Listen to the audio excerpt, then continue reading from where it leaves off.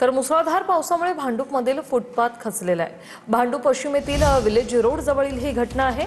Footpath खचल्याने 2 दुचाकी खाली पडल्या।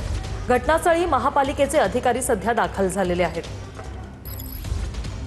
भांडूपमध्ये आज सकाळच्या सुमारास मुसळधार पाऊस पडत होता आणि त्याचा फटका फुटपाथवर पडलेला आहे। मी सध्या भांडूपमधील विलेज रोड परिसरामध्ये आहे आणि या ठिकाणी जर बघितलं पहाटेच्या सुमारास या फुटपाथ खचला आणि ह्यामध्ये दुचाकी ज्या होत्या पार्किंग केल्या त्या देखील ह्या खचलेल्या खाली पडल्या होत्या।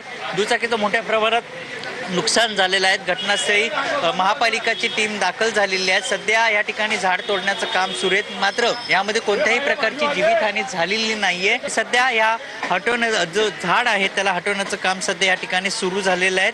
मात्र आपण जर बघितलं मोठ्या प्रमाणात हा जो फुटपाथ आहे संपूर्ण फुटपाथ खचला आणि पूर्ण मोठा खड्डा या ठिकाणी पडल्याचं चित्र सध्या पाहायला मिळत आहे। मात्र यामध्ये कोणत्याही प्रकारची जीवितहानी झालेली नाही। महापालिकेचे अधिकारी आणि कर्मचारी या ठिकाणी दाखल झालेले आहेत। कॅमेरामन अथर्व सह मयूर जाधव, TV9 मराठी।